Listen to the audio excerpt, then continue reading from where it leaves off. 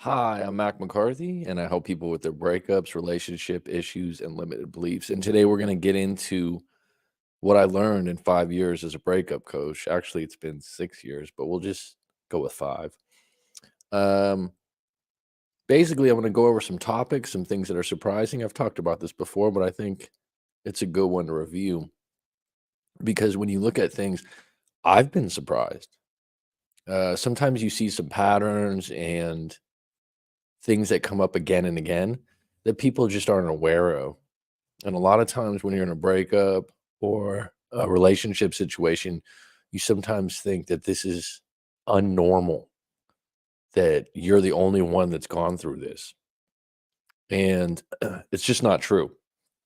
Laffy Quince, always a pleasure. Good to see you, my friend.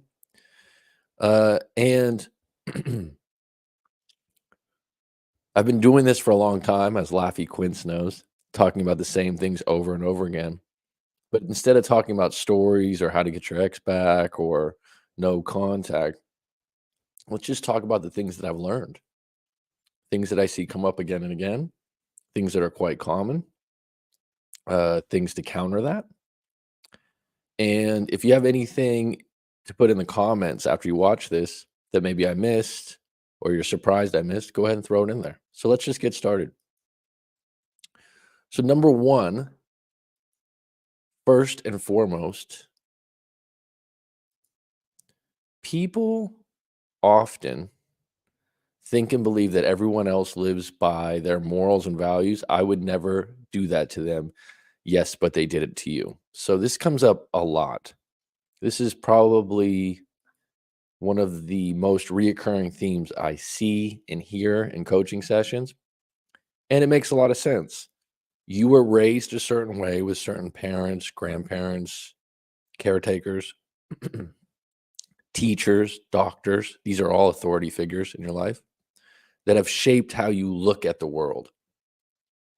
And so you think in your bubble, in your world, that everyone else shares those, that those are absolute rights, and then there's absolute wrongs. And there's a lot of truth to that. For example, we have laws. One of the laws in a lot of counties, cities, states, countries is don't steal or you'll get arrested.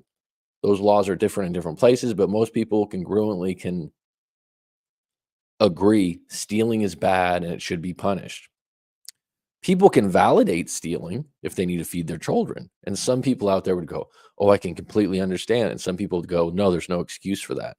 You see how the nuance comes in?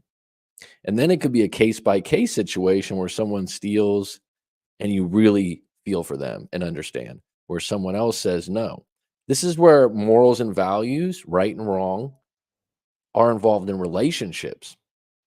And so what happens over time when the honeymoon phase goes away, attraction starts to flee, and you start to get this feeling of being tired of each other, you're finding in many instances where you're not congruent, where you don't agree or you just think the other person's wrong. And so this will happen again and again and gain resentment and creates a lot of friction in the relationship. And so a lot of people, why would they do that to me? I would never do that to them. Or a lot of times I know they're doing this to me because it's been done to me before. But really, it's not the same person or the same situation. You just think in your Rolodex of life experience that, oh, I've seen this movie before. This is how it ends. But with people, it's not like that simple. It's not that simple. That wasn't proper English. It's not like that simple. It's not that simple. With people, there's so much nuance. There's so many twists and turns. And a lot of people, well, people are pretty predictable. Not in relationships, not 24/7, not when you lean on each other, not when you're together, not when you're in love. There's a different aspect to that. Now, when you work with someone and you work with someone for 10 years and you have a job that's very clear cut with duties and expectations, someone's putting on a uniform, a hat, a personality that you can always count on acting a certain way in that work atmosphere. Now, here's the interesting thing about a relationship. The reason you get so close to someone as a relationship develops over time is that they get to see all the parts of you.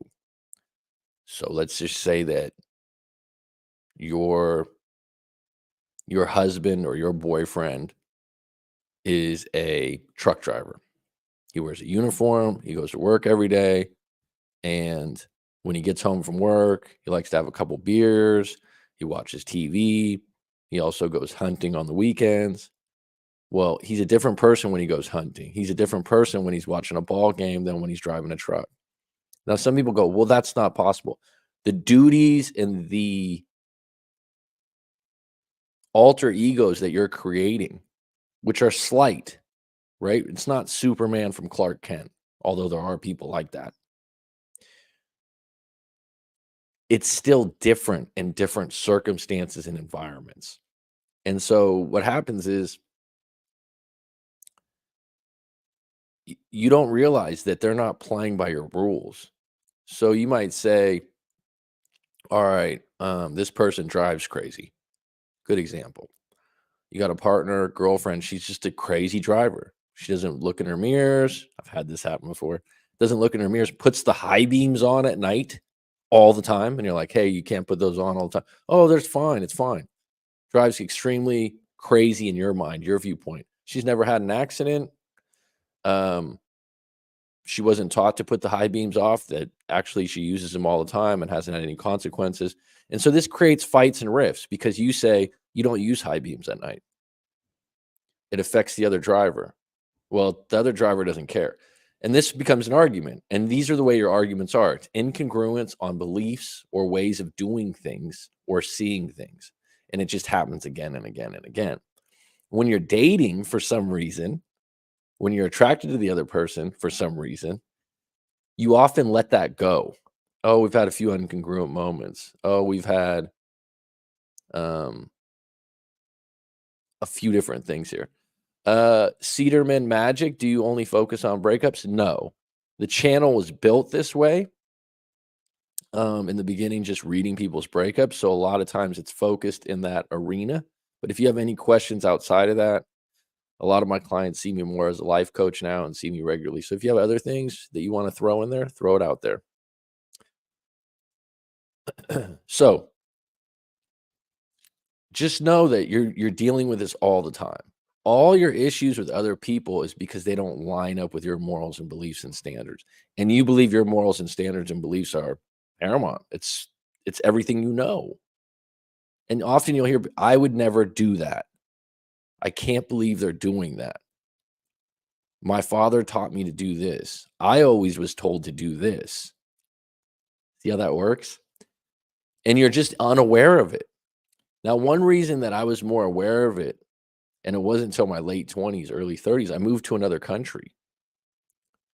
And I moved from a different city to another city. So this is where you'll immediately encounter, oh my God, there's other versions of how to live life.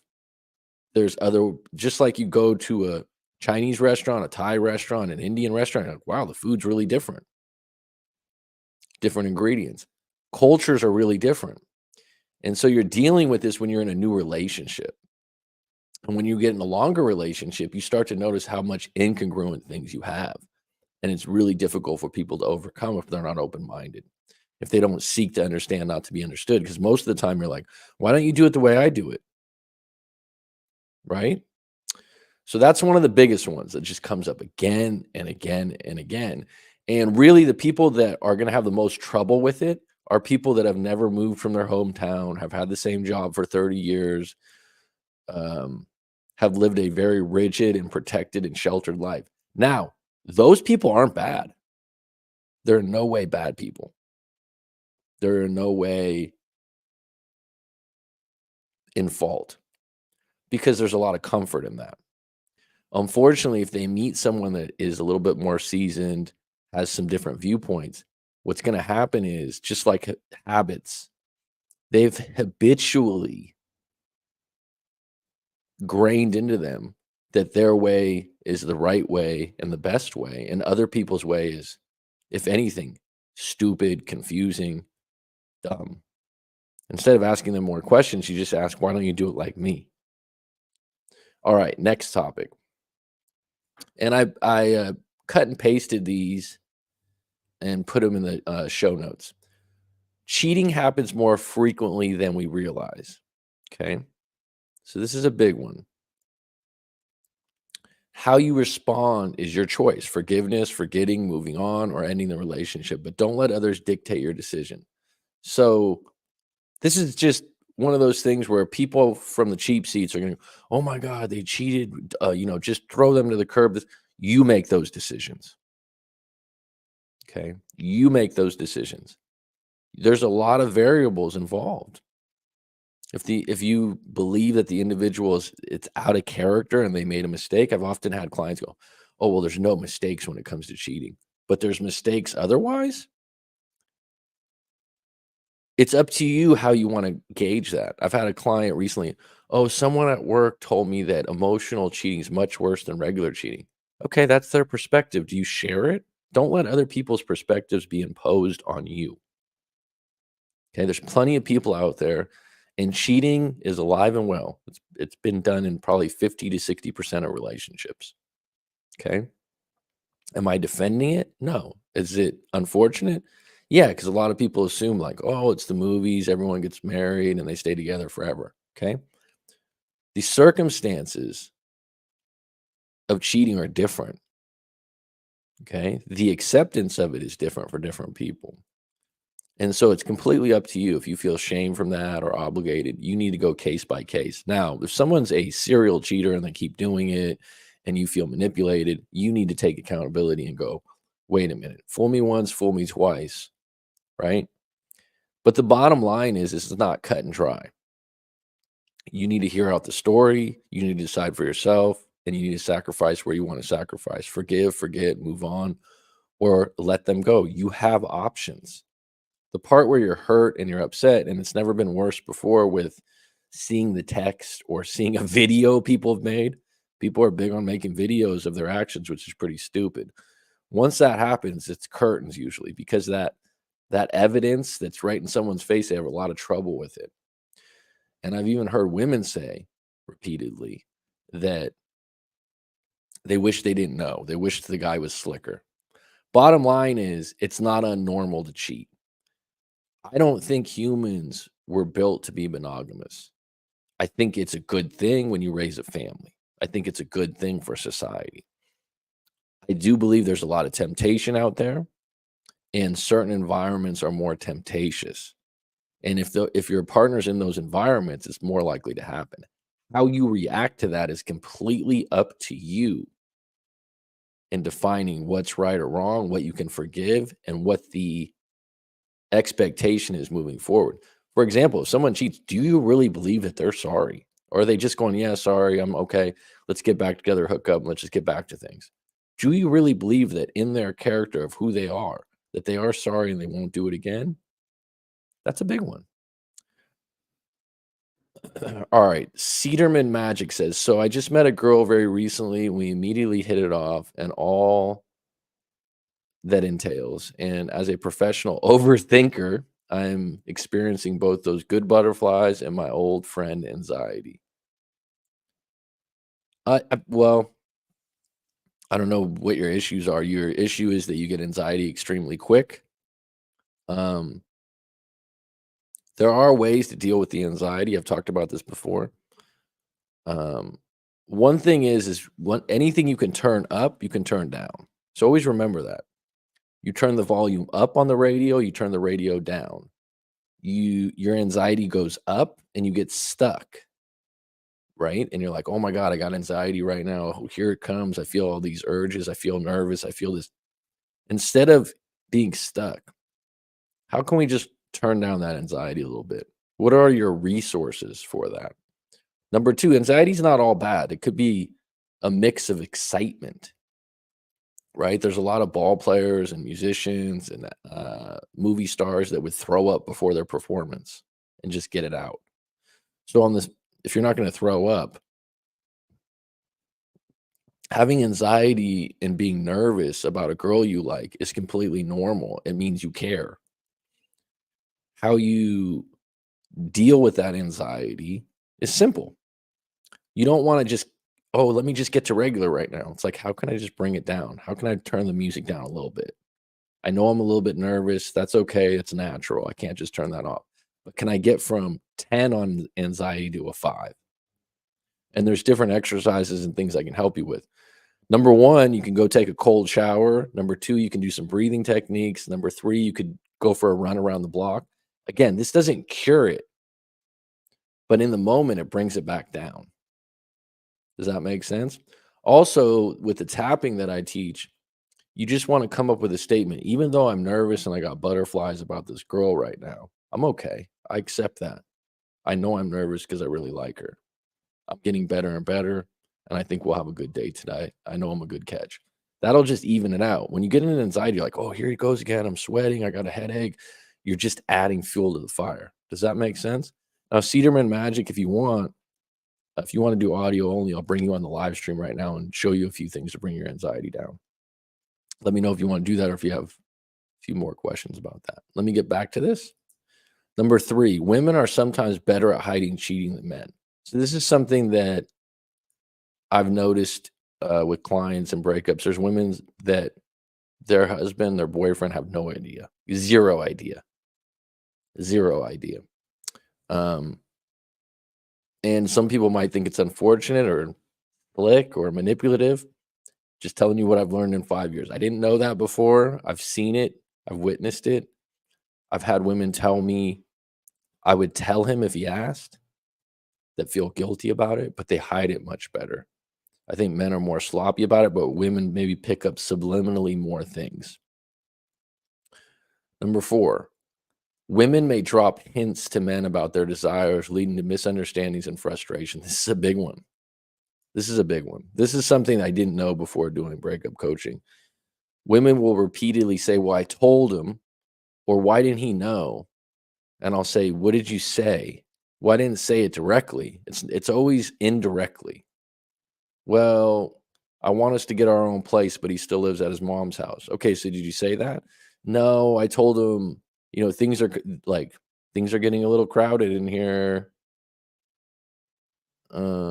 Did you go look at new places? Do you take that initiative? No. A lot of women will hint, and then post breakup, the guy will go, "Oh, I remember when she said this or she said that," and it'll all come together. What I would recommend when you're in a relationship is when you feel like, what do you mean by that? Dig a little deeper, ask a few more questions. And for the women, be a little more direct. A lot of men are fee fi fo. I'm hungry. I want to eat. Not I'm hungry. Maybe I'll eat later. Maybe I'll do this. They want to know what you want. They can say no. They can disagree. But hinting, whining, or complaining, they don't really get it. And unfortunately, it's not till the consequence of the breakup that they do get it. And then they go, oh, well, why didn't you just tell me? Doesn't mean it's always going to work, but hinting with most men doesn't work. And a lot of times they don't really get it, or they don't get the hidden message. So a lot of times as a woman, you're better off being crystal clear. 5, many people want their exes back without addressing the issues that caused the breakup.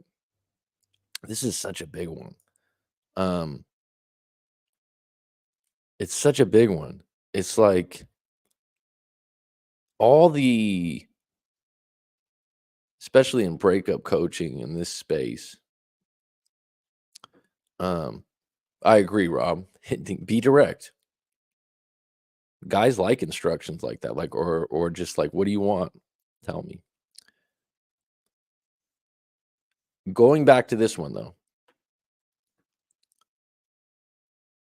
you want your ex back, you're emotionally upset, you're all upset. And I'll just add, even if this isn't a breakup, let's just say you're in an argument and you're back in that place where you aren't talking. You're in a relationship, but you aren't talking. She's pissed at you. They're throwing a tantrum, and you're in this space again where you're arguing or you're upset with each other. Know that Y you need to figure out the problems. Okay, she drinks too much, alright? Is that better? "Oh, last week she instead of going out 4 nights a week, she went out 2 nights, so I guess it's improved." No, no, no. You've been together 2 years, this has always been an issue. It gets worse, it gets better, it gets worse, but she doesn't stop drinking. And when she drinks, she gets flirtatious and you don't trust her. Those are problems. You get back together, you forgive each other, and you forgive each other for the most recent incident. So, for example, she just went out with her friends till 8 a.m. Yeah, 8 a.m. in the morning, came home at daylight, said, "Sorry, you're upset. You guys don't talk for 2 days." And then you hook back up 3 days later. It's lovey dovey. You go to the movies, you have some cotton candy, and you're like, "We're back together." You didn't fix the problem. You just forgave them for one incident. So then when you get back together, so then when it happens again, 3 weeks later, she goes out till 4, comes back. She's just going to do the same thing to get you back to just forgive her for that one moment, but you're not really fixing the problem. She's got a drinking problem, or you don't. This is where it goes back to incongruent morals and values. You look at drinking as something that's okay, right? Like, but you also look at it, it's not okay if you're going to be staying out with your friends till 4 or 5 a.m. because it worries me. If you haven't, if you've been doing this for a year or 2 years and you feel like nothing I do works, you got to break up probably. That's the biggest consequence. That person might quit. On the flip side, you also need to have some self-respect, dignity, and some balls to say, what am I doing? We're in this feedback loop pattern where you do wrong, I don't like it. You say sorry, but you do the same thing over again. People do this when they break up. They're like, "Oh, it hurts so much. I miss them so much." And, I get it. I've been there in my life. That's why I'm able to do what I do. I've had a really bad breakup and it sucked. It was horrible. Completely over it, completely out of the woods. But when someone comes to me, I'm like, "Oh, I know that feeling." But the bottom line is, on the other flip side of this, when you just get back together, you don't fix the problems, you're just getting back into the same problem again. It's not getting fixed. That person's not gonna change, and usually people don't change unless there's a huge consequence. So the big problem is, how do I get my ex back? Well, what were your problems? Are those fixable? Because even if you get them back with manipulation, sex, a clever post on Instagram, um, getting pity because you were crying, if you don't fix the problems, you're just gonna break up again, or at least address them. Cedarman magic. What does this Cedarman magic mean? I'm just curious. He asks, or she asks, it could be. After all our sweet texts, I decided to show some initiative and call. No answer. And my logical brain is saying she is busy with her art. And I know she is kind of dizzy in a cute way. I don't know what you mean by dizzy. So now I'm overthinking, following, should I call back now? As several hours have passed. Several with a C, huh? I know, it's stupid. Well, get busy, get your mind off it. No, I don't think you should call again. Short answer. Don't be the traveling salesman that, hey, do you want to buy this? Hey, do you want to buy this? If you called, she saw your missed call, she's busy. Okay. It's not the end of the world. It's not time to call the fire department. Just stop the sirens in your head. Now your anxiety goes up. Oh, maybe she doesn't like me. Maybe I should do this. Okay, honor that. All right, I'm a little bit nervous. Okay, she didn't pick up her phone. Okay, my anxiety's going up. Even though I feel like she might not have answered my phone call, she might be busy. I know I got other things to do today. I know it's not personal. I know we had a really good date. And if that's not enough, I'm okay. You got me? Number 6, emotional cheating, especially online, is increasingly common and challenging to overcome. So this is a big one. So 5 years ago, when I first got started, this wasn't even as common. 20 years ago, when I was in my early 20s, a wee young chap, I don't even remember the term emotional cheating. I really don't remember it. And if someone said it in my 20s, I'd probably laugh at them like, "What do you mean emotional cheating? There's either penetration or there's not. Okay, there's either sex or not, or hooking up, intimacy." But now emotional cheating is a real thing because of the computer and email and discords and all these ways that people socialize online. It's a real thing. I get it. Okay. How you treat it is up to you. Some people find it extremely important to monitor someone's text, who they're talking to, these discords, and that's fine. Some other people go, look, if you're not hooking up with them, if you want to flirt online, fine. Those are your rules to make and break. Stop letting other people make your rules. I will say this, emotional cheating, once it's found out, someone reads the text, sees the videos, it's hard to overcome because it's not circumstantial anymore. When someone cheats and you kind of have some dry evidence as opposed to wet, you your mind still has a little bit of freedom. If you read a text that's, saying like meet me at the park at this time or hotel, can't wait to see you, and starts talking about all these sexual acts, people can't overcome that in their mind. It's like Silver Linings Playbook. It's extreme. There's nothing to think about. The evidence is there. The damage is done. And so I like that one, huh, B-dub. You just can't overcome that. And it's amazing because there's this is another thing, this might be on my list. If you think that your partner doesn't have your code to your computer or your phone, I would say 50 to 70%. The amount of time women or men, especially men, she doesn't know I have her code, but I always check. I know it's bad. That's how they usually tell me about it. And they'll check. Or when you get off your phone or your computer and it's still on, they come on and check. People just do this. It's just 2024. It's what people do. Is it wrong or right? I don't know. Until they find something, then they're validated. But bottom line is, it's a real thing. So there's two ways about this. You can say, oh, well, be more careful, erase all your text messages, and so on and so on. Or say, like, what are you doing with this emotional cheating and flirting? It's a real thing. And like I said, once you get down that rabbit hole of she or he finds these texts, it's almost ingrained in their mind. It's something they can't let go of. And so even if you get back together, they get forgiven and they're like, look, we never hooked up. We just talked, da da da da da da. And it can be overcome. Again, this is where you gauge. Are they extremely sorry? Is it in their character to not do this again? Do we have a strong enough relationship again and again?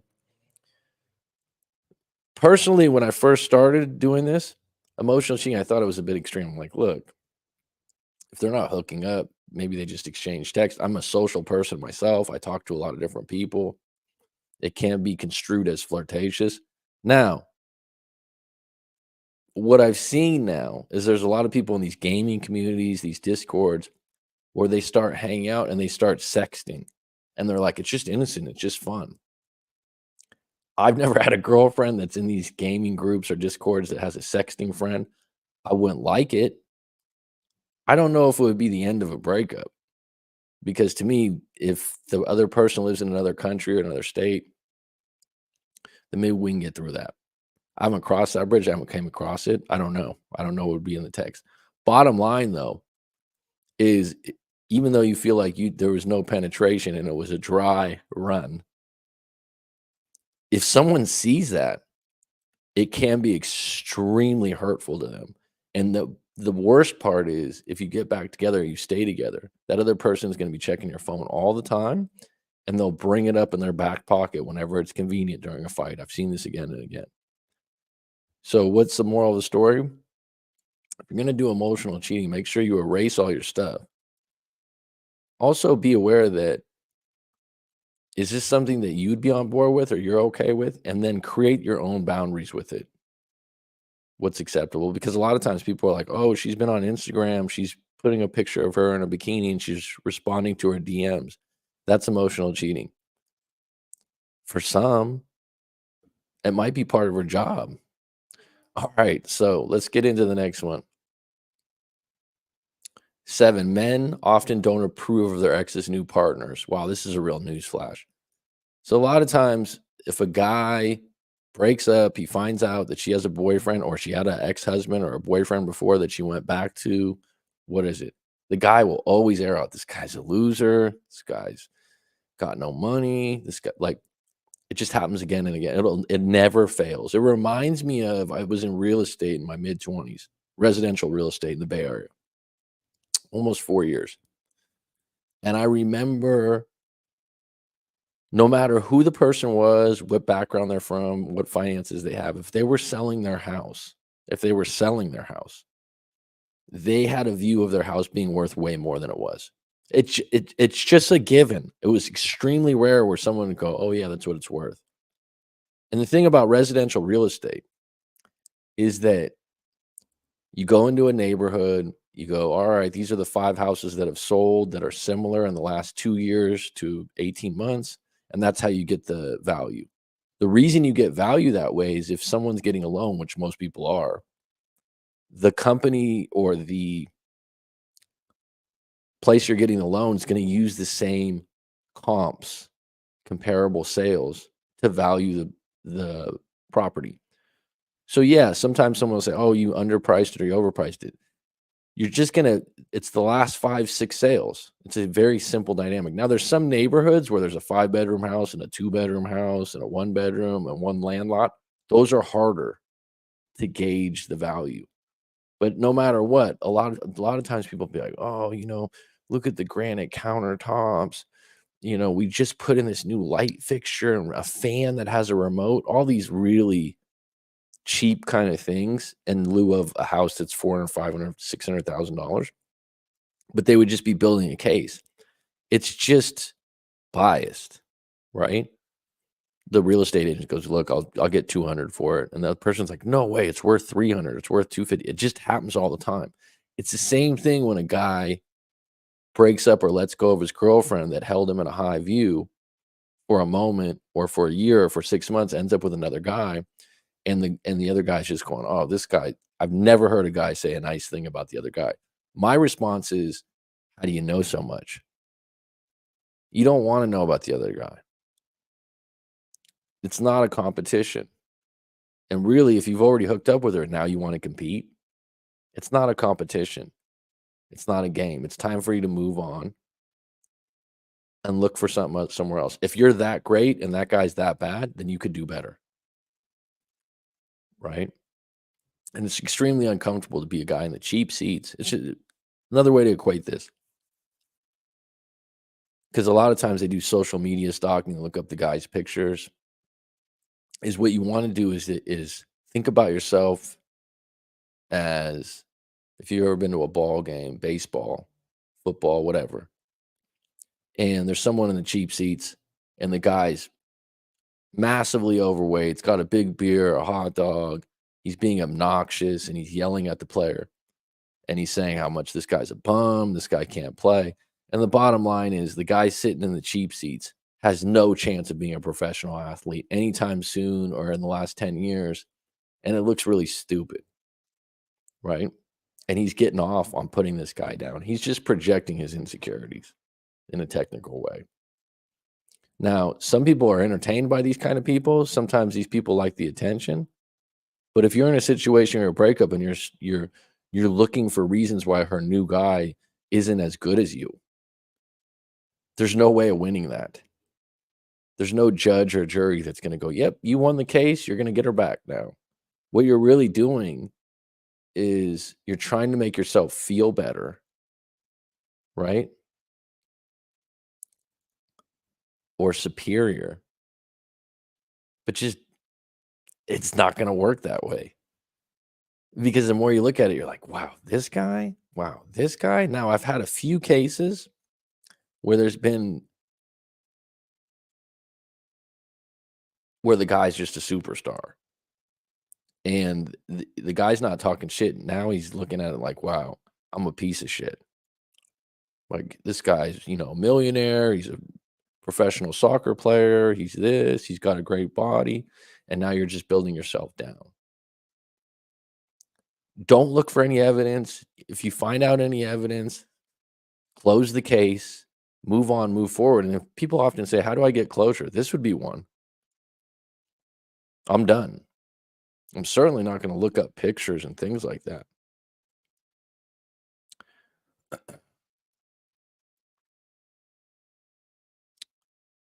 Your living situation can affect your relationship dynamics, especially regarding intimacy. So, if you don't have your own place or live with family members, your girlfriend won't demand you to move out, but she will be keeping her eyes open for guys that have their own place. Women don't like having sex with you when your parents are down the hall. So, this is one of those ones, depends on the situation. I would say that being in different financial situations, and sometimes you need to go back home or live with a family member and to save up to get back on your feet, very common, very common. And that's okay. Just keep in mind it's going to impede on you having a long-term relationship. Okay.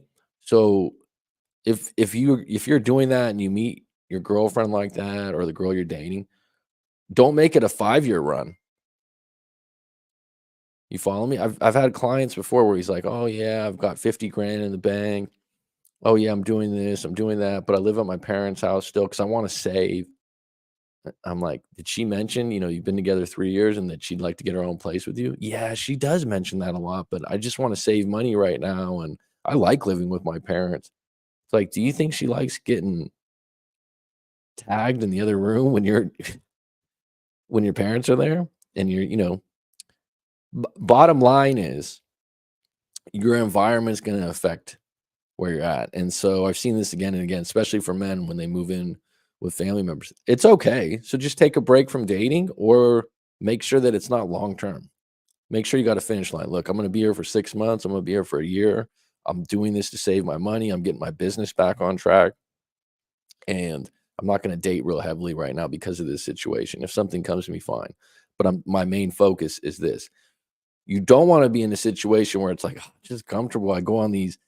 I never forgot it. This client is, "I'm going to Philadelphia this weekend." He lived in New York. And he's doing all these expensive things. And he lives at home with his parents.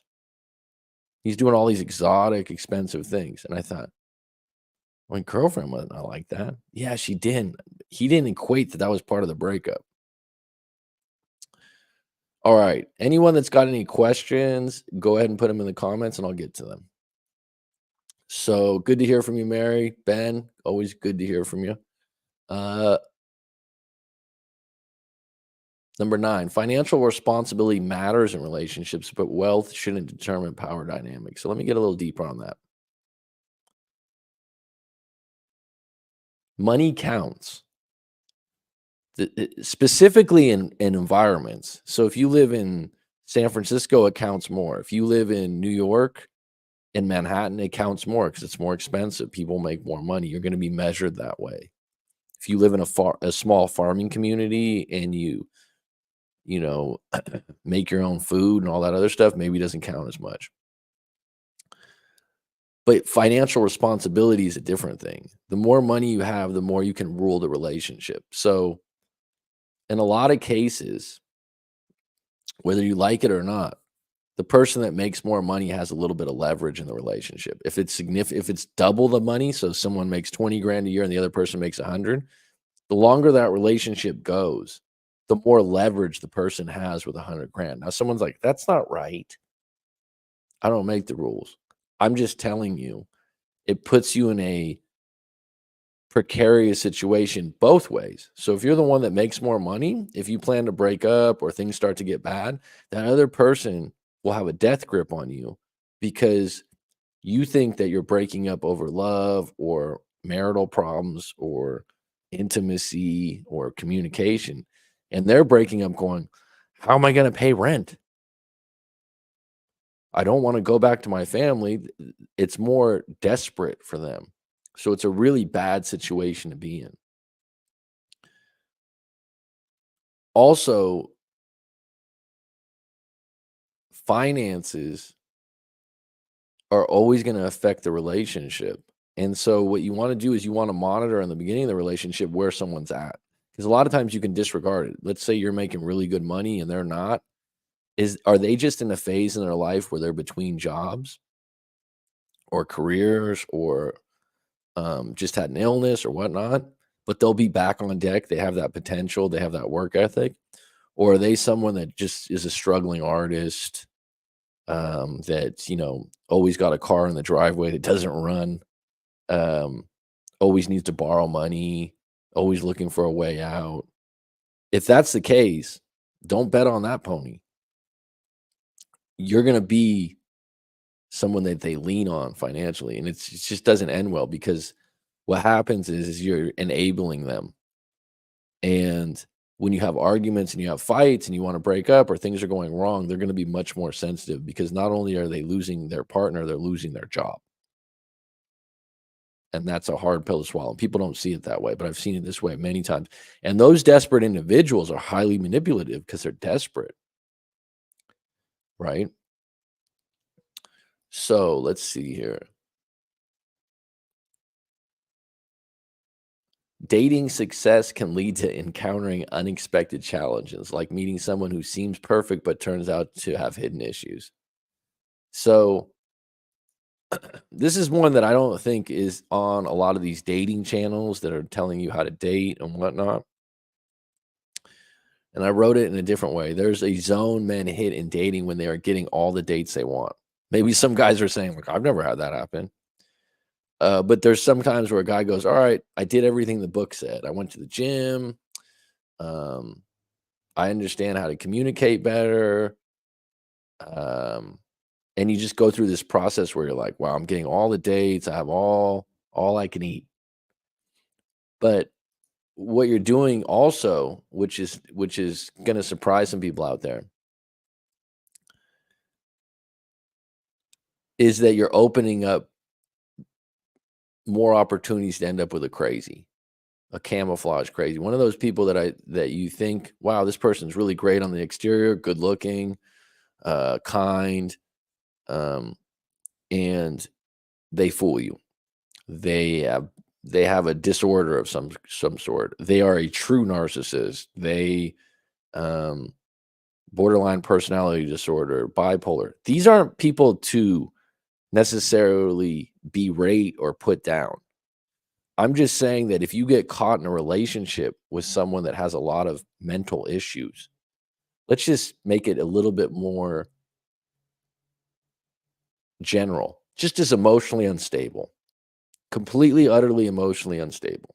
When something doesn't go their way, they throw a fucking tantrum, they cry, they threaten, they do crazy things. Okay? That could fall under a lot of those narcissists and different things. Bottom line is they're crazy. And you don't like in the beginning, you're kind of like, oh, let me put out this fire. These people are actually really good intimately because they have a high level of tension and tension builds higher intimacy.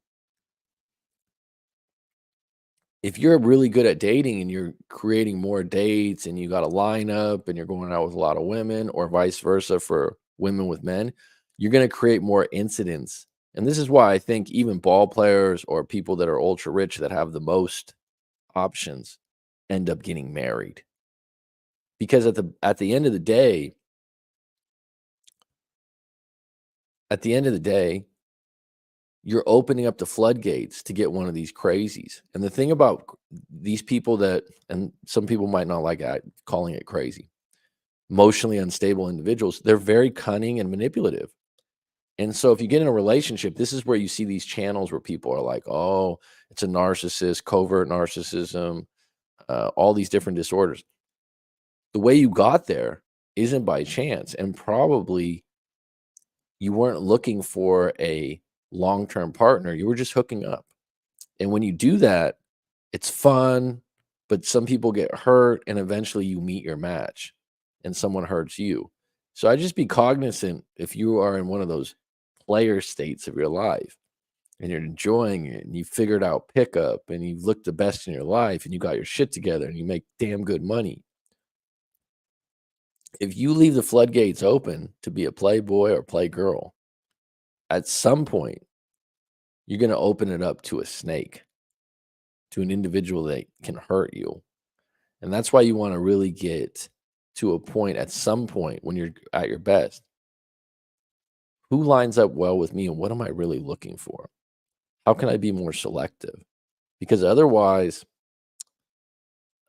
like I said, this is one of those things, those dating coaches and different things that you don't lay out. You end up with one of these, it can take 2, 3 years of your life. Angel Jimenez. My fiance and I are professionals. I'm an engineer and she's an occupational therapist. We are planning to move out of state. Any recommendations to have a smooth transition? That's a great question. I'm just curious what state everyone's moving to Texas and Florida. So everyone's moving out of Cali. I know that for tax reasons. Being someone that's moved before and moved into new areas, have an open mind, realize that where you go, you're not taking your status or your friends with you. So that's going to be awkward at first when you introduce yourself to people, when you meet new people, and go to lunch with some colleagues or different people and have an open mind because it's going to feel odd and uncomfortable at first if you don't know anyone there, and be okay with that for 3 months, 6 months. Look at it like whenever you started a new school or started a new ball team when you were a kid, it's going to take a little bit of time. Um, and so just allow those first 3 months, if they're rocky or they're uncomfortable, that's part of the process. A lot of times you'll miss some things. Also, hopefully you're moving somewhere that has some kind of hobbies or things you really like. If you like the outdoors and nature and you're moving somewhere that has more options, then as soon as you get there, look up the hiking spots or the fishing locations. If you're a surfer, then look up where you can find uh, what suits you the best, is what I would say. And then in meeting new friends and family, that's going to take time. It's like I said, I've moved a few places myself. It just takes time. And so you're going to have some lonely moments in between there. But really, what I would say is so if you're moving to a city, right? So, for example, San Diego, I moved to, I think, when I was 19 or 20. I didn't know anything about San Diego. I had a friend that lived there. I had a situation where it was college. And so I knew some friends that went to college down there. I met up with them. We potentially had a roommate situation. We looked at a couple different houses. They had dogs. And then the area, I just didn't like the area. I wanted to live by the beach. And so I had to pay a little bit more money to live by the beach. There was a different group of people. Pick your neighborhood and area, not based on, oh, it's a big house. This is what a lot of Americans do. Oh, it's a 5-bedroom, 5-bath with granite countertops and a stone tub, but it's 50 minutes outside of 50 minutes from the beach. If you love the beach, get the 1-bedroom near the beach where you spend time more, what makes you happy. So your neighborhood's going to count, right? I'd have to ask you a few more questions about it in the area, but just have an open mind and um, realize it's going to take a little bit of time, but also move to a location that's close to the things you like. I always like living near the beach or near the mountains. All right, let me get back to this.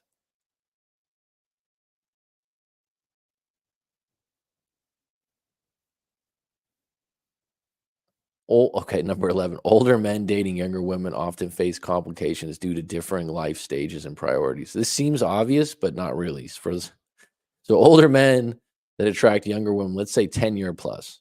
Okay. They always have status, look good for their age, and usually have money. And the women they are dating are into them. But that younger woman, in most cases, will leave them or create fights or arguments that the older guy doesn't understand. I've come across this a lot. Like they just don't get it. How is she so offended by what I said? And it's just the age gap. 10 years, I guess I would say more 15, 20 years is really tough because you're different generations. It doesn't mean you can't have fun, have great intimacy, and it can't work. It can absolutely work. It's just that the guy gets left holding the bag more times than not, saying, I can't believe she did this. Women that are younger, overall, and people that are younger, let's just say in their 20s, they're just more impulsive. They're more selfish. That's a generalization, but it's correct. Let's look at yourself when you were younger. You usually are more impulsive. You just do things without thinking. You have less wisdom, and you're a little bit more selfish, if not a lot more. You haven't been humbled enough. So these women that are younger, 15, 20 years, they tend to leave for petty reasons. All the while the man is beside himself understanding what went wrong. I've had clients before, the guy's 45 and she was 28, and she was, as he would say, smoke show, right? And the guy just can't believe it when she leaves. It doesn't mean that it's not possible. It's more likely, if you're an odds guy in Vegas, that 28-year-old can impulsively suddenly say one day, "You know what? This is boring. I don't like it. I just wanna be single again." And the other guy's 45 going, "Wow, I wanted to spend the rest of my life with you." He just found, gold in the desert, right? She doesn't wanna get married or settle down yet, usually met someone else. Bottom line is too, like, she's less likely to want to settle down, and the other guy's going like, "What did I miss?" And by the way, the older guy at 45, 50, 55 has less of an opportunity of snatching up another 25, 28-year-old like that. But that's the trade-off, right? And that's what you always come about. So that's a very common theme. And the the guys that I get that come to me out of these breakups are like, "Well, I'm good looking. I have a lot of women that like me. I make good money." Of course, that's why you were able to pool a younger woman, and that's great. As far as translating into a long-term relationship, it'll get difficult the longer it goes because your generation gap and the way you look at the world's different, and they're just more impulsive. Number 12, certain workplaces may foster more opportunities for infidelity. So that's the technical way to say it. Certain work environments create more opportunities for cheating. Hospitals, law offices, real estate. So I don't want to scare anyone, but it's extremely common that the environments, namely job environments, because that's where a lot of people spend their time, are going to foster cheating. And if there's a lot of status, namely with women. So, like I say, hospitals are a big one. Someone's a nurse, a lot of times they're hooking up with a doctor. The secretary at a hospital doesn't mean to scare you or say that's always the truth. It's not always the truth. It's just more likely. Is it fair? Is it right? No, but that's life. If your girlfriend or wife is in an atmosphere or an environment at work where there's men that are exceedingly good at what they do, make a lot of money, have a high place in the status of that area, they're gonna be attracted to that guy at some point. What they do with that, I don't know. You'll sense that and become more insecure. So what's the answer to that? Just beware of it. Just beware of it. If you're a garbage man and your wife works at a uh, law office, it doesn't mean that she'll leave you. Does it mean that there's a strong possibility if she starts working with a really good looking lawyer that just became single? Yeah. And you're like, how did this happen? Well, one thing is if she was a kindergarten teacher, it'd probably be less likely. It's not just about morals and values, it's about those environments people are in again and again. How do you counter that? When you're dating, consider it. If someone that you're dating you can tell is very materialistic, they're into name brands or expensive brands. They're into, I've always wanted a Mercedes, I've always wanted this. And when you both start dating, you both don't make a lot of money, and that other person starts to make a little bit more money, and they start to work with people that make more money, they're going to be attracted to them. That's what they're keying in on. Just beware of it.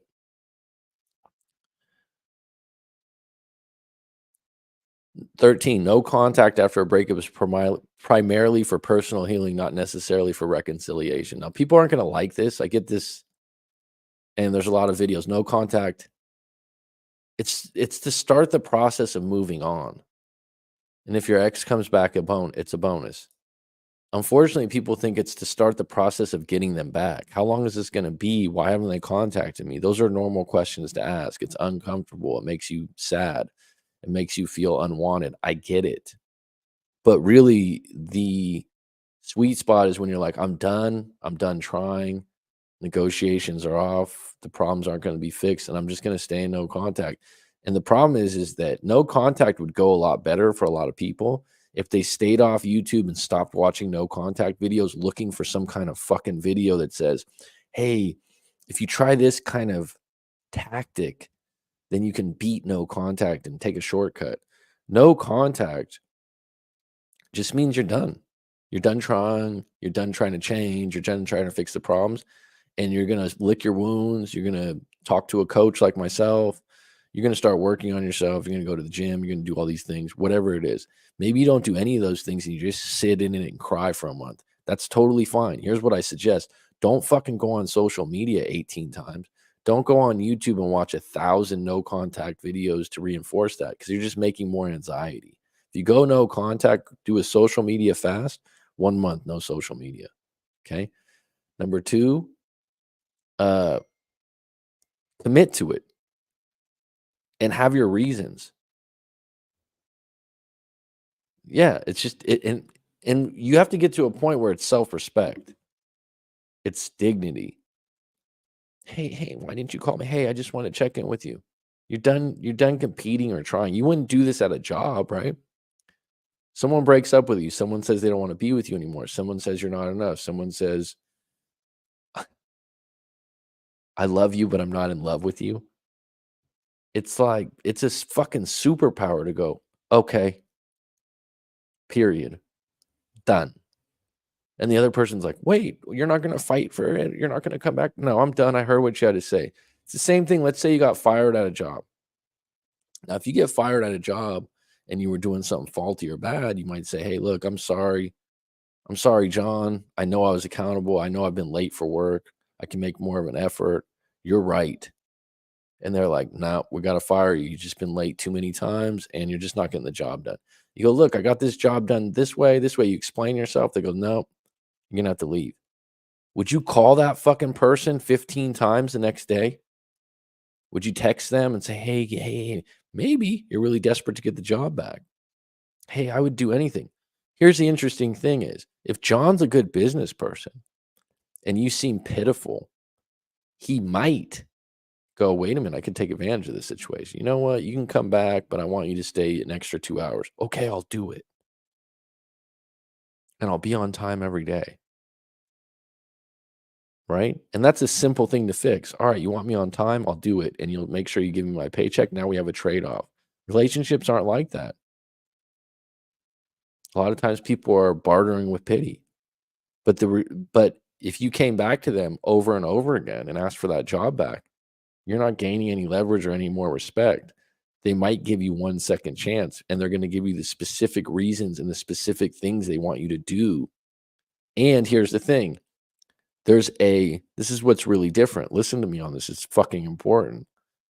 When you're dealing with the job thing, they're an authority figure. They hold the keys to the job. They care less about you. They just care less about getting the job done. When you're in a breakup, you think, oh, we're equal. But the person that broke up has more power because they can take you or leave you. Now, this is where self-respect and dignity comes in. If you sit there and beg and get on your hands and knees, the leverage has just went like this. And now they're just completely in control of the relationship. On the flip side, if you accept it and you say, okay, you go with grace and dignity and balls, it's hard. But it's harder when you look at them on social media every day. It's harder when you watch a bunch of videos on it and don't dedicate yourself to it. It's the strongest thing you can do for yourself. And there's a chance that they will come back and go, you know what? I overreacted. I treated you too harshly. I want to talk about things again. But they figure that out on their own, not with you knocking at their door or texting them 15 times.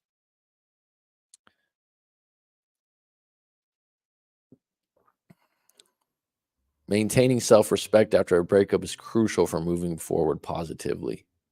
It's huge. It's really fucking huge. I just did a short on this a while back. Keep your self-respect and your dignity. It's a big thing. right? Don't be too proud to beg. There's some truth to that, right? Don't be too proud to beg. Do you wanna beg people? Do you you're the minute you lose self-respect, do things out of character, beg, or pitiful, the longer you do it, you lose parts and pieces of your confidence, and it's not attractive.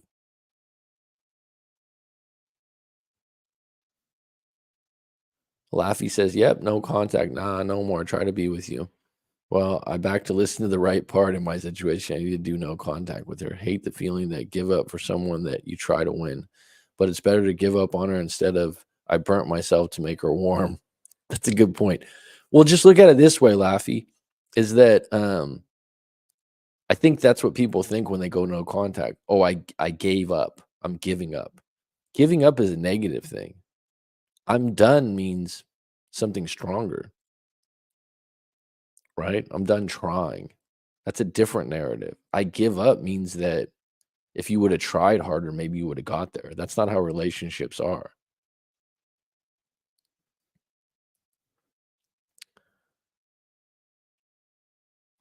Seeking pity post breakup is unattractive and counterproductive. So this comes up a lot, and especially for men. Um, when you when you're looking at getting pity, oh, I saw your picture today. Oh yeah, like we went by this pizza shop, and I was just thinking about you. It can work for people that are soft-hearted and extremely sensitive. But for most of the population, it's still pitiful. You're not a puppy. You're not a baby. You're not a little kid. And so when you go pity seeking, catch yourself and check yourself because it's one of the worst things you can do. And now you're creating a situation that when you're about to break up or you have problems, you throw guilt nets, and that just creates a unhealthy, sad relationship. Stop doing it, please.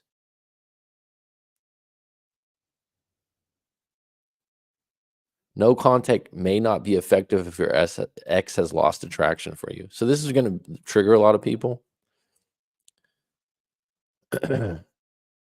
If your ex lost attraction for you because of your looks, because of your weight, because of your attitude, because of the amount of money you made, because you've been together 3 years and it just ain't there. You've hooked up one time a month or once every 6 months, whatever it is. There's a lot of people that are together for compatibility or money or companionship, and they don't really. It's like, it's okay that I'm not highly attracted or we're not intimate a lot. If you think that no contact is gonna somehow beat that, good luck.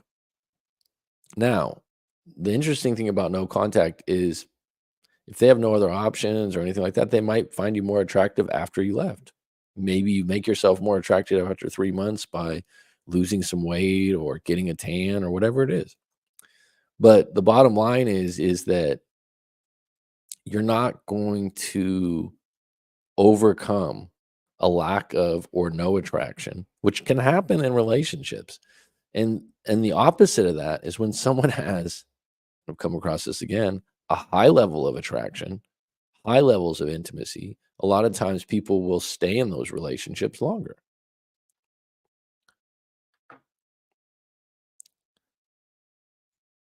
I'm done equals I'm enough. That's better, Laffy. Well, I hate to be a choice. Well, just remove yourself as a choice. That's the thing. I'm no longer. So it's look at it like this. Things gain value when they're no longer available. So you look at things that are limited edition or they don't make them anymore, antiques, right? It's like if someone's, you're calling them off and on, you're going out and they're just lukewarm, cold, hot, warm, cold, like all over the place. You go, you know what? I'm no longer available. You just created more value in yourself. You're no longer a choice. You're limited edition. All right. You're vintage. It's what it is.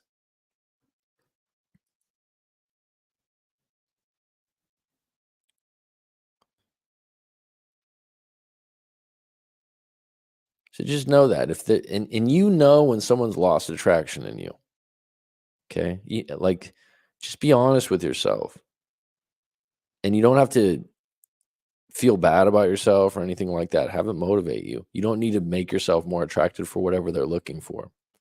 But don't think that you're gonna be overcome that in a day or a night. And how do I know if they weren't attracted to me anymore? Were you guys getting intimate? You can tell by the way people look at you when they're still attracted to you or the comments they make.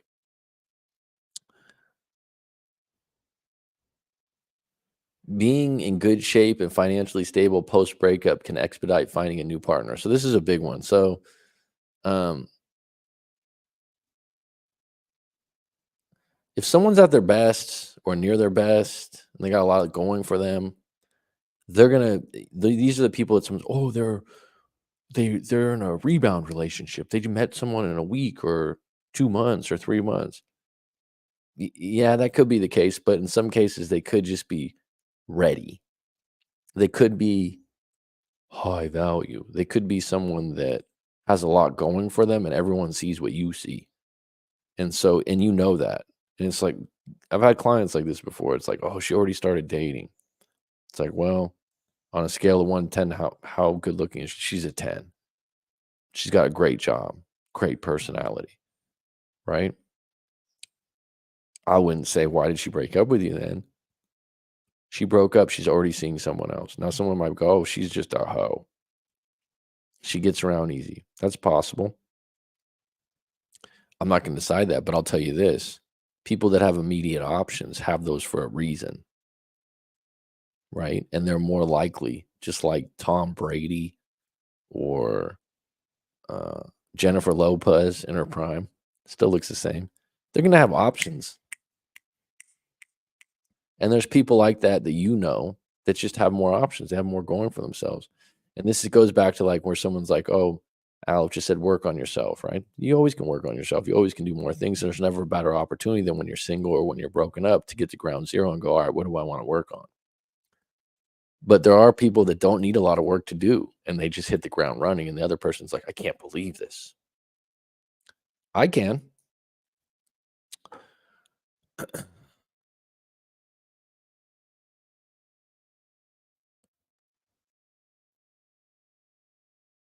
Okay, this is a big one. Relationships evolve through stages, and skipping steps can lead to problems. So, this is definitely something I've learned, um, that's foundational, and I think that if you understand this concept, it'll give you a little bit more clarity when you're in a relationship. You're you're you're in these stages or these tiers, and you have it in different parts of your life. Look at when you're a baby, you're an infant, you're a toddler, you're a kid or a child. Then you get to preteen, 10, 11, 12. Then you're a teenager, then you're an adult. You have stages, right? You have 4 stages right there. Senior citizen, middle-aged, all these stages. But what's your stage in your relationship? So when you go to relationship stages for most of the world, if not all, it would be um, dating, which would start with just attraction, connection, dating. Number 2 would be intimacy. Number 3 would maybe be seeing each other more often. Number 4 would be living together. Number 5, engaged, like we're going to get married. Then 6, getting married, having kids. These are all stages that make you closer, that you look forward to the next stage. Now, the thing is, there's some people that just go, "Oh, I don't even want to get to that stage of marriage for whatever reason, finances, commitment. I don't want kids. I had a bad childhood, whatever it is." And so those relationships just stop. And this is when someone's like, "Oh, the relationship just ran its course," or "We just don't vibe the same. We don't love each other." You weren't going to the next stage. Now, there's some cultures like Indian culture, and I'm not speaking for all Indian people, but a lot of times their marriages are arranged, and so they don't really have an in between stage, right? They're trusting that this is what they do for their family, their parents, And I'm just saying this from talking to some clients that had a lot of pressure over this. So they don't go through the dating, living together. They just commit. How that transpires and how that works is individually based. And I don't have any studies that say that works better and doesn't work better, but they just skip all the stages and just go into commitment long term. We're going to be together. Bottom line, everyone has problems, but if you stop at one stage, let's just say you stop at the stage, we're boyfriend and girlfriend, we live together, and you're like, don't want to get married, don't want to have kids. It's like, what's the next stage? Well, let's just continue to live in this apartment and just have fun and eat out and watch Netflix and just kind of do that. The difference is when you get married and you have kids, is that now you have some common ground. Like usually marriage comes with some kind of financial commitment to a house, cars, different things. You share that. You also share families, right? It's like your family's my family's yours. You're integrating families. That's a big one. When you have kids, now we have a common goal, a common purpose. And a lot of times I would say that everyone that's searching for their purpose, if they have kids, they already know their purpose. Um, Now you have that next tier. How that transpired, how that works out, I don't know. Everyone's different. There's divorces, there's breakups after those tiers. But if you don't have those tiers to look forward to or to go next, that's when you usually stop. And when you look at it that way, it makes a lot of sense, right? It's like, oh, the fact that when I was, 32, I didn't really want to get married or have kids. It just wasn't on deck. It wasn't appealing. I wasn't there yet. I didn't feel comfortable doing it. And so when you look at that breakup when you're 32, 33, and you're like, oh, how did we break up? You didn't want to take the next step, or they didn't want to take the next step, or you didn't even have your eyes on that. Because it's very rare that you meet people and you're like, oh, they've been together for 15, 20 years or 10 years, and they're just boyfriend and girlfriend, no kids, and they live in an apartment, right? And so you just look at those stages. I keep this in my mind. One of the girl told me this. If you said you don't discipline, that mean you put yourself lower than a dog. Because with a dog, you can train it and be better and listen.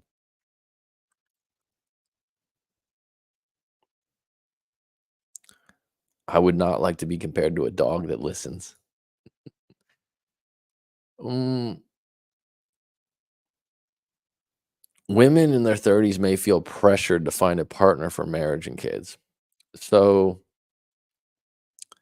in the pressure of your biological clock ticking, and this is usually about 30 to 35 to 37, and it gets increasingly more pressure based.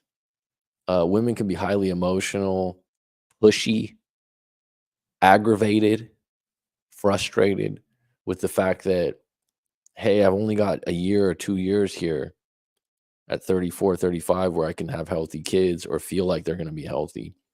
And I don't want to play around. And so if you want to date me, we got 2 months to figure out if you want to marry me. And what happens is in that time, you scare a lot of guys off because they don't have that clock. They don't have to live by that clock. And it's gun to the head. It's like, oh, I really like you, but I still want to date or I still want to get to know each other. I still want that stage or tier, maybe 6 months or a year to get to know each other. And they're like, wait a minute, I don't want to waste my time. Just tell me, do you want to get married? Do you want to have kids? And you'll see this on dating apps. Don't waste my time. What women don't realize is you're scaring off a lot of good guys with high expectations. And you're saying, how would a guy know if he's wasting your time, if he's also trying to discover if you're good too? I mean, who would see someone on a dating profile or go out on 2 dates and go, "This is the woman I wanna marry." Yeah, we see it in the movies, and some people say that, and it's possible, but from a dating fucking app? "Oh, don't waste my time. I'm just looking for this. I'm looking for that." That's fine, but you still need to date, you still need to get to know each other, it's gonna take a few months. It might take 6 months, it might take 8 months. You being anxious about that, that's okay. It's okay, but you need to reel it in a little bit and realize this guy still has a right to get to know who I am. And also, you really are cheating yourself because you're in such a hurry and a rush and I understand your clock's ticking, that you're like, well, we can't play around here. But what you're also realizing, if this guy was on his hands and knees when you first dated and was like, let's get married, I'm ready, I don't want to play around, you'd probably push him away. Or if after 2 months he's like, let's have marriage and kids right now. A lot of these women that think that's what they want would be uncomfortable.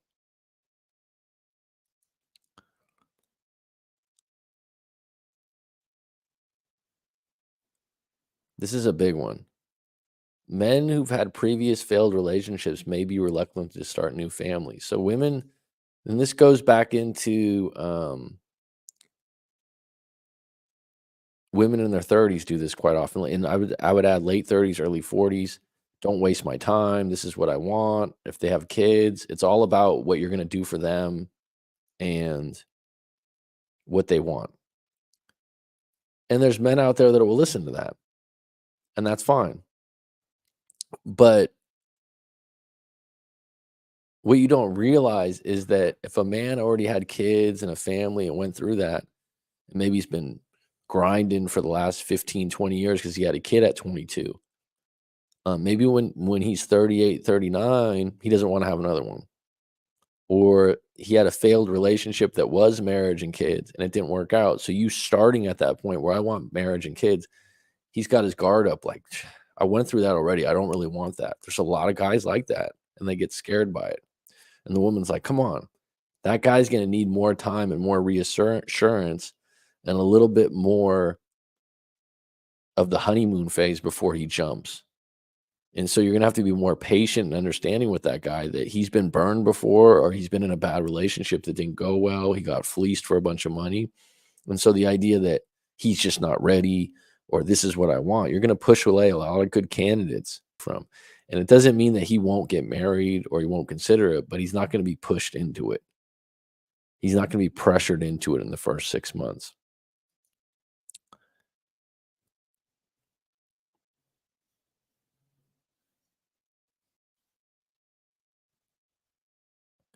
Exiting a relationship with someone with borderline personality disorder may require therapy. So I would just say that this one's a common one, borderline personality theory, um, borderline personality disorder, extreme narcissism, bipolar. I'm not an expert on all these, but I've had plenty of clients. You probably, instead of telling, this is the most common thing. People tell their friends about it and they tell them about the disorder and they tell them about the crazy shit they've been through. The friend hasn't experienced it before, or the friend kind of gets a thrill of listening to this shit. Go to a therapist to air this stuff out. Okay. If you ended up with someone that was abusive, manipulative, or did some stuff to you that you look back on and you think yourself foolish, don't share it with your friends or family. Go to a therapist. If you do share it with a friend or family member, be extremely selective because if they laugh at you or they make fun of it or they say, oh, I would have just done this, it'll make it worse. It'll make you feel more defective. And the bottom line is when you enter any of those relationships, narcissism, borderline disorder, all those ones, you're, there's a certain level of manipulation, but there's also you're losing part of your identity along the way being with people like that. And so you need to go to someone that's professional, therapist or coach, and air that out and get some answers and some reassurance that you're not fucking crazy. That because I've had clients like this, they're spun. It's not a normal run of a breakup. It's different. And so what a lot of them will do is will tell everyone, oh, she's got this disorder, and they'll go on and on in details. And that doesn't mean they're wrong. You're just going to the wrong people to talk about it and you're making it worse. And a lot of times those people don't want to listen or they give you bad advice because they haven't dealt with someone like that. And also with individuals like that, you need to just end the relationship, go all in on no contact, and possibly move.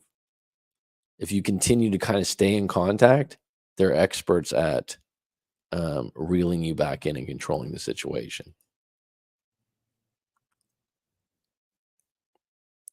If someone is abusive, leave the situation immediately and seek support. So that seems obvious. Um, but I've had clients before that are in really bad situations and feel like they have nowhere to go. Uh, uh, when they really think about it, they might have a best friend or a coworker. If you're in an abusive relationship, physically or mentally, that's extreme.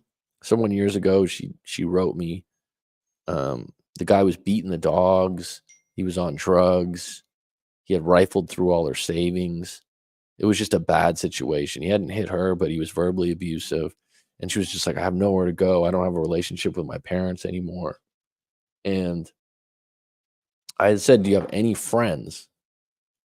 Or, "Well, there's one friend, but I haven't talked to her in years. I don't know if I can ask her." And I said, "Look, ask that friend and give her the privilege and the right to say no or yes."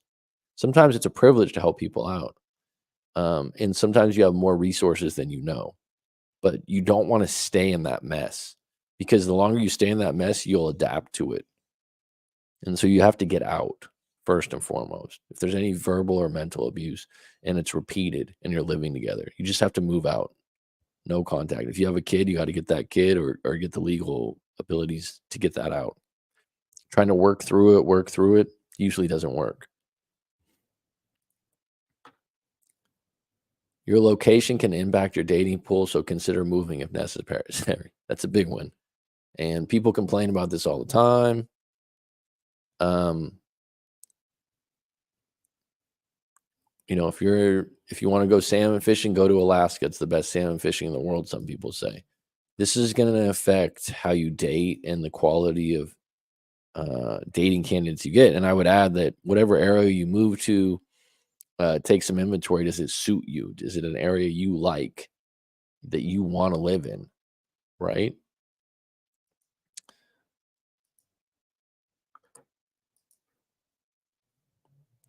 Understand what holds status in your area and how it affects your dating dynamics. So this is the other thing.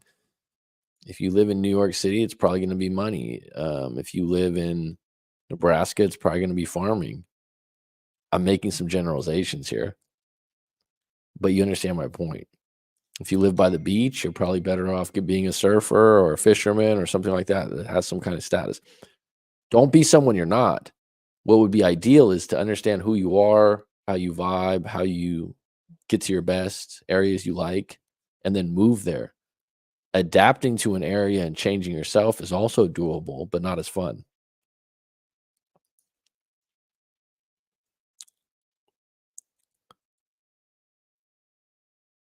Significant life changes, like a new job, can alter a person's identity and impact relationships.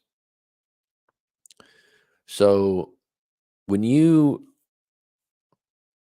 when you change your jobs, you change schools, you change where you live, it's going to change your identity. When you change uniforms, when you change your hairstyle, um, these are more subtle things. That's why when someone, like, if I shaved my head today, which I'm considering, right? It might change the way I look in the mirror and say, "Wow, I really like this." It might give you more of an edge. It might make you feel more like a monk, right? And we even, like, let's look at hairstyles. Someone has really long hair. It's, maybe this guy's a musician or an artist. Is that true? No, not necessarily. But your identity, what people think of you, is based on how you dress, how you act, how you handle yourself, what uniforms you wear, what tones you wear. Don't let people choose the identity for you. You can change that identity when you want to, but it's going to affect relationships. And so when people, especially in their 20s, when people do a lot of life changing, and maybe even late 30s, early 40s, midlife crisis people, if you're in a relationship with someone like that, it's going to be uncomfortable, because you're like, wow, this isn't you. They're changing. They want to change, or they're being influenced to be changed. Bottom line is, it'll change the relationship, where they work, if they have a new job, if they have new friends, if a family member came out of the woodworks that's extremely negative and bad, but it's their sister. This can affect things. Don't take it personal, monitor it, and keep your boundaries up. You can't change someone with substance abuse issues. Leaving may be the best option. So, this seems direct. Alcohol, drugs, if you think that you're going to change that. And a lot of times, it's interesting. Some people talk to me for hours, multiple sessions, and they don't get to the idea that this person has an alcohol problem or a drug problem, and they're like, "Oh, well, I don't think it's really that." That's usually when they don't live together yet. But I'm like, every time you're mentioning that they're drinking, every time you have a problem, they're drunk. Yeah, I've noticed that too. And they'll just go on to like, well, I don't like this, I don't like that. Alcohol amplifies things. So if someone's angry at angry at their job and they don't like it, if they drink alcohol, they're going to be more angry. They're going to be more disruptive. Um, Bottom line is that you breaking up with them might be what helps them quit because there's a consequence. You staying with them will enable them.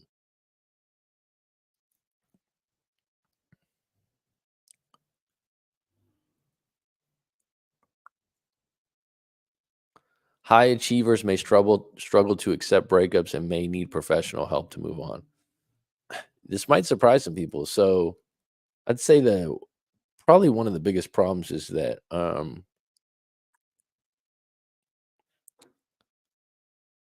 high achievers, people that make a lot of money, they got all A's in high school and college. Um, they break records on their bench press and they can run 15K marathons. These are high achievers, right?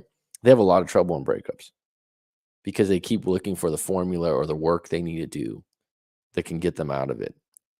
They don't understand. They've always been good at things. They've always worked their way through. And so when they're in a breakup, um they're looking for that. And sometimes the person that they're with is done. There's nothing they can do. And maybe their high achieving habits is part of the problem. But these people, they're constantly looking for the formula, the recipe, the thing that they need to do to work harder. And sometimes to them going into no contact, letting the relationship go or accepting it is just non-negotiable. They can't see it that way because they're equating it to um, some kind of challenge that they can meet. Just like you go on a marathon, it's a 20K marathon. It's a challenge you got to practice for, and you got to put yourself through a lot of training and whatnot. Breakup's not like that. This isn't one of those things where you're being challenged. Sometimes the other person just doesn't want to be with you anymore, doesn't find you attractive, or met someone else, or it's not that part of their life. That can't be equated to you being a high achiever. Also, with high achievers, a lot of times, sometimes they're like, I don't get why you don't like me. Everyone else does. Everyone else thinks I'm great. So if you're a high achiever, book a live coaching session and we'll talk through it. If you've labeled your ex a narcissist, avoid broadcasting it and focus on your own healing. So, I mean, this is probably the biggest rally cry post breakup in the 2020s. My ex is a narcissist. Newsflash: narcissism is part of American culture at this point. We have politicians, musicians that are ball players that are the most narcissistic people in society, and they're idols. Think about that. Who are right? Who are the people that are the stars? Are they narcissistic? There's whole genres of music that are just narcissist, highly popular. So the idea that you've been victim to a narcissist, um, if it's already a part of American culture, there's a lot more than you think out there. It's not that ironic. It's kind of like saying, "Oh, there's more yellow cars than ever before." There's been yellow cars forever. They're part of society. Um, the part that I think is hard, and I don't not think that there are people that are narcissistic and it affects relationships and there's covert narcissism. I get it. You can make a case for it. When you go around telling all your family and friends and blowing the whistle, it's just like if you were, like I said, if you were on a Greyhound bus or you were on an airplane and you have all these people on the plane and you're like, I want to make an announcement. I've been victim to a narcissistic girlfriend. And if any of you out there have had a narcissistic girlfriend or wife and you want to talk about it with me, let me know because I know what it's like. But let me tell you some things about her. She's highly selfish. She always puts herself first. And there'll be a lot of people and anyone that agrees with me that has a partner like this, raise your hand, and there'll be a lot of people like this. And they're staying with their partner. They're married to them. They have those kind of inclinations, they act like that, and they deal with it. I'm saying it's a possibility that they're highly narcissistic. Go to a coach or a therapist and air it out. Also, just get away from the person. You going on and on about it makes it look like less of a case. It makes it look like, well, what I see in you, I see in me. If you keep continue going on, like if you're with a defective, bad person that's highly selfish, get the hell out of there. Lick your wounds, be sad, be upset, journal about it, see some therapists, book a coaching session with myself at Right Mac, and we'll air it out. We'll get all into it. Going to your friends and family and telling them all, some of them are like, oh, I actually like Todd. Some of them might agree or disagree. It's just, and a lot of people don't care that much. Now if you start vibing over like, oh, we both have narcissistic exes, where do you win with that narrative? Where does it end? The other problem is then you constantly go looking and hunting for more narcissists because you feel, I don't know, empowered by somehow now having the clinical ability to diagnose a narcissist. And that's what's happened now is like um, clinical psychology is built on books and theories and experience from different people, and they've put these names on things, these labels, and they use them within their space. And now it's made public of what that is. And so you can spot a narcissist anywhere. And there's a lot of those qualities in most human beings, and some are more extreme. You going around and telling everyone can become a pathetic thing. It can make you more attached to the relationship. And the bottom line is to let go, release, move on, move forward, and also say, now that I'm away from that person, what was I doing? And it might take you some time. Seeking help from a therapist or coach is more often more beneficial than relying solely on friends and family. This is a big one. I'm with you. Sometimes therapy coaching can be expensive. I charge 125 an hour. I also, if you do 5 sessions, give people better deals. Bottom line is, if it's someone's work, it's what they do. Just like you'd go to a mechanic for a Mercedes because they're a Mercedes mechanic.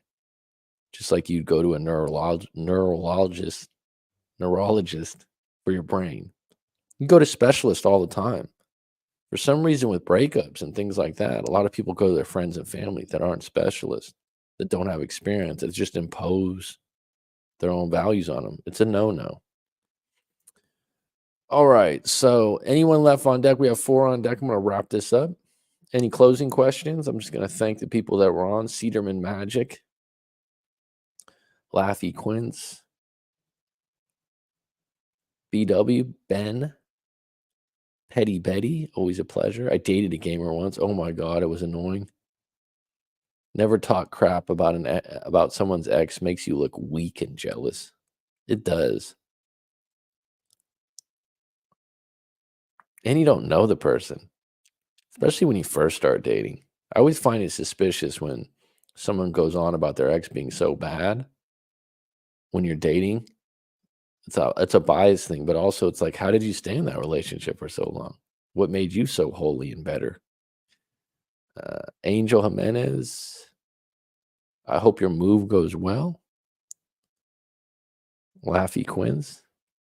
Yeah, with someone, sex is good. Sometimes you blind yourself from seeing the truth. Sure. The trade-off, right? It's a trade-off for sure.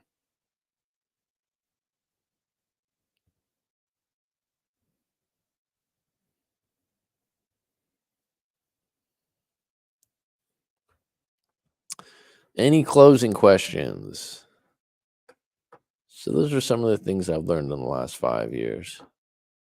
If I had to say what's been the most surprising, hmm,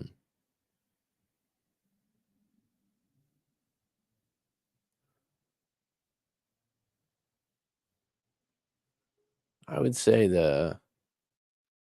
The idea of the tears, and not crying tears, but tears to a relationship. The idea that, there's dating, attraction, seeing each other more often, intimacy, living together, and then you get to that next tier, and it might be marriage or fiance, kids. If you don't have those tiers, I think when you get to your late 20s, early 30s, um, you're going to have a lot of dead ends in relationships. Now, on the flip side, you can go through all those tiers or go through them really quickly and still get a divorce, and it ends the next tier. What I'd add is, I think what's interesting is the people that get married and it seems to work out, they just line up the best. That sounds extremely simplistic, but they have the same values, possibly the same religion, or from a same area, same viewpoints. Because all these little incongruences and disagreements throughout a relationship, they build up, they stack. And that's what leads to divorces, along with the fact of uh, your partner being in environments where they change. There's all kinds of dynamics to this. I can keep going and going and going. All right, folks, it's been good. It's been grand. I'm glad to see you out here. Thank you, Sabina. Thank you, Laffy Quince. Always a pleasure. Thanks, Rob IS, Guardian at the Gate, Petty Betty, BW, Seedman Magic. Take care. It is curtains.